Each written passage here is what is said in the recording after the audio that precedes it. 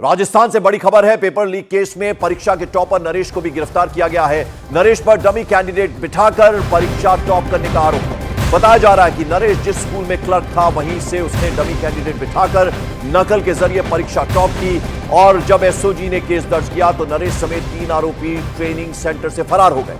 Police ने बाड़मेर से नरेश को गिरफ्तार कर लिया है। तो राजस्थान पेपर लीक केस में बड़ा पर्दाफाश हुआ है। परीक्षा के टॉपर नरेश को गिरफ्तार कर लिया है पुलिस ने और अब तक कई सब इंस्पेक्टर्स जो हैं वो गिरफ्तार कर लिए गए हैं। राजस्थान के बाड़मेर से नरेश की गिरफ्तारी हुई है। तस्वीरों में हम दिखा रहे हैं आरोपी जो है ट्रेनिंग सेंटर से फरार हो गए थे। पुलिस ने बाड़मेर से नरेश को गिरफ्तार कर लिया है। हमारे सहयोगी भवानी सिंह इस वक्त सीधे हमारे साथ जुड़ रहे हैं। भवानी, क्या अपडेट इस खबर के बारे में? देखिए, लगातार जो एसआई भर्ती परीक्षा है उसके अंदर एसओजी जांच कर रही है। 25 राडार पे है, 15 को अरेस्ट कर लिया गया, 10 के बारे में और पड़ताल की जा रही है। जैसे ही पुख्ता सबूत मिलते हैं उसके बाद में 10 को और अरेस्ट किया जा सकता है और ये जो रैकेट है काफ़ी बड़ा हो सकता है। सितंबर 2021 में ये भर्ती परीक्षा हुई थी। 670 सब इंस्पेक्टर और प्लाटून कमांडर चयनित हुए थे, वो ट्रेनिंग ले रहे थे, लेकिन अब काफ़ी शक के दायरे में और इस परीक्षा के भविष्य पर भी काफ़ी सवाल खड़े हो गए। इसमें कई बड़े पेपर माफिया इन्वॉल्व है, जिसमें एक यूनिक भाम्बू जो मास्टरमाइंड है कई परीक्षाओं का, वो अभी विदेश में दुबई के अंदर है, तो उसको भी लाने की कोशिश होगी। जी बिल्कुल। तो नरेश जो है वो टॉपर था, उसे पुलिस ने फिलहाल गिरफ्तार कर लिया है। राजस्थान में पेपर लीक केस को लेकर अभ्यर्थियों में जबरदस्त नाराजगी देखने को मिल रही है। अभ्यर्थियों ने कांग्रेस सरकार में हुए इस भर्ती को रद्द करने की मांग कर दी है। कांग्रेस की तरफ से अभी रिएक्शन नहीं आई है, लेकिन बेरोजगार जो बड़ी संख्या के अंदर लगातार आंदोलन करते आ रहे थे वो हमारे साथ में है। ये अपना आप में आपको क्या लगता है, इसी परीक्षा में पेपर लीक हुआ, सब भी हो रहे हैं? नहीं सर, ये तो खाली शुरुआत है। अब 2005 से लेके 2021 तक 22 तक जो आए हैं इसमें बहुत बड़ी संख्या में पेपर आउट हुए हैं। आप भी जो कल एसआई में पकड़े गए हैं तो खाली 25 अभ्यर्थी हैं। आप इसकी अगर जांच करोगे तो इसमें आप देखोगे इसमें मेरे हिसाब से मैं मान रहा हूँ कम से कम 60% लोग फर्जी भर्ती हुए हैं, क्योंकि जो एक आया था एक ही सेंटर से एक ही स्टेज के 100 लोग भर्ती हुए हैं। इसका मतलब कहीं ना कहीं बहुत लार्ज स्केल पे हुआ है। तो आपको क्या लगता है कि ये जो पेपर लीक हुआ इसमें ये पकड़े गए यही लोग जिम्मेदार हैं या आपको लगता है सिस्टम के लोग और भी हैं? नहीं, सिस्टम, मैं हमेशा कहता हूँ सिस्टम की जिम्मेवारी है। पेपर लीक आउट हुआ कहाँ है? आरपीएससी से। जब एक पेपर बनता है तो आरपीएससी उसकी जो चेयरमैन, जो बोर्ड का जो चेयरमैन होता है आरपीएससी का, उसके अलावा किसी को पता ही नहीं होता प्रिंटिंग प्रेस कौन सी है, पेपर कहाँ से बना, उनसे पूछताछ होनी चाहिए। हम सिलेक्ट नहीं हुए और जो बिना मेहनत किए हुए स्टूडेंट्स हैं जो पेपर लीक होने की वजह से वो सिलेक्ट होके आज ट्रेनिंग चल रही है, जिनकी ट्रेनिंग टाइम में है, तो सर या तो इनकी जांच होनी चाहिए या फिर ये भर्ती रद्द होनी चाहिए। भर्ती रद्द होनी चाहिए आपको लगता है? Yes sir. और जांच अभी जैसे एसओजी कर रही है, आपको लगता है और कोई हाई लेवल जांच की जरूरत है? जी सर, बिल्कुल करनी चाहिए।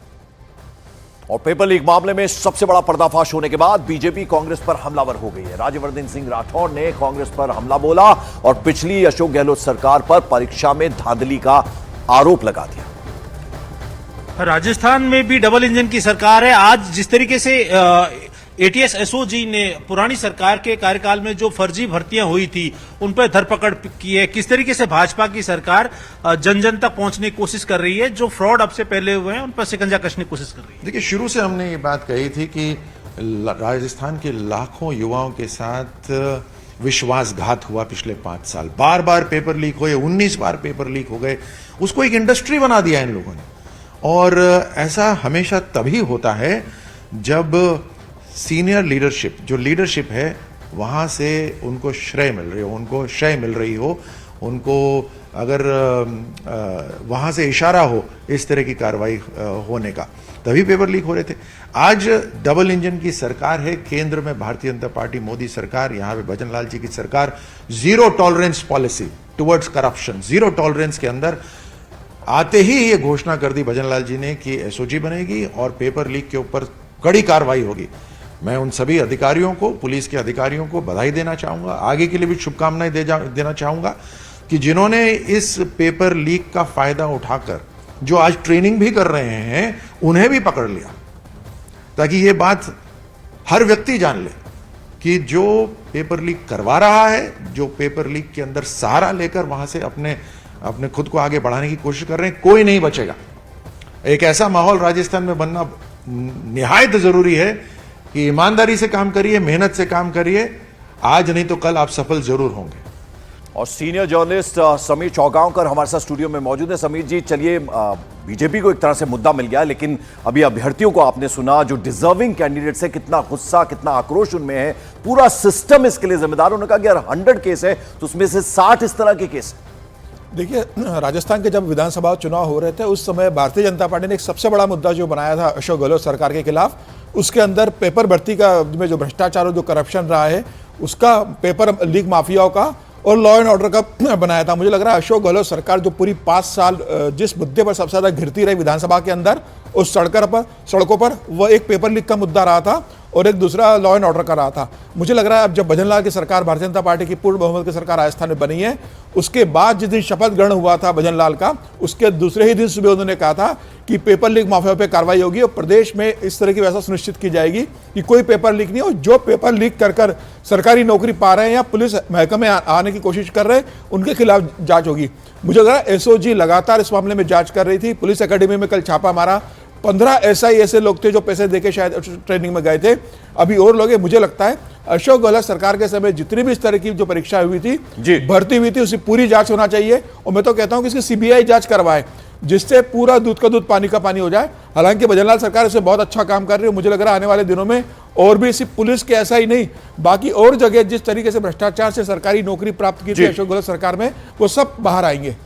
बिल्कुल। और इस बीच आपको बता दें, राजस्थान पेपर लीक केस में बड़ा पर्दाफाश। सूत्रों के हवाले से खबर आ रही है, 20-20 लाख रुपए में बिका था पेपर। आप अंदाजा लगाइए किस तरह से ये भर्ती परीक्षा जो है उसमें धांधली का जो है राज वो सामने आ रहा है। 20-20 लाख रुपए में पेपर बिका था, यानी अगर पैसा है, पैसा आप खर्च कर रहे हो तो परीक्षा पास कर लोगे। इस तरह से सामने अब बात आ रही है। भवानी हमारे साथ है। भवानी, हैरानी की बात, 20-20 लाख रुपए में पर्चा बिका था, पेपर बिका था।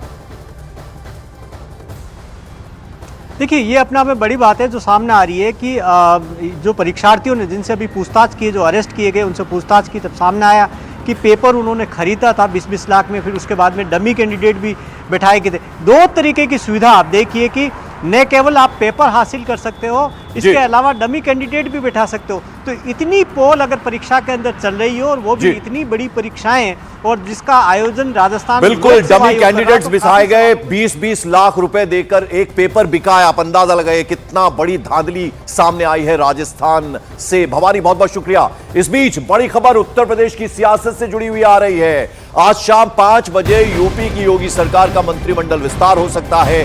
सूत्रों के मुताबिक खबर है कि योगी मंत्रिमंडल में 4 मंत्री शामिल किए जा सकते हैं। योगी मंत्रिमंडल में ओपी राजभर और दारा सिंह चौहान को शामिल किया जा सकता है। साथ ही साथ आरएलडी के कोटे से भी एक विधायक को मंत्री बनाया जा सकता है। खबर यह भी है कि ओपी राजभर को कैबिनेट मंत्री बनाया जाएगा, जबकि आरएलडी कोटे से एक स्वतंत्र प्रभार मंत्री बनाए जा सकते हैं। अमित सिंह हमारे सहयोगी हमारे साथ। अमित, क्या अपडेट, क्या जानकारी? देखिए, हमारे सोर्सेज ये बता रहे हैं कि आज शाम 5 बजे राजभवन में यूपी सरकार का विस्तार होगा, कैबिनेट का विस्तार होगा, जिसमें ओम प्रकाश राजभर भाजपा के जो राष्ट्रीय अध्यक्ष है, उन्हें कैबिनेट मंत्री का दर्जा मिल सकता है। आरएलडी के कोटे से एक विधायक को स्वतंत्र प्रभार का दर्जा के मंत्री को बन सकते हैं। इसके अलावा अगर हम बात करें तो इसके पीछे दारा सिंह चौहान जो विधानसभा चुनाव के दौरान समाजवादी पार्टी के चले गए थे। बिल्कुल, आपके पास मैं लौटूंगा, आपकी आवाज कुछ ठीक नहीं आ रही।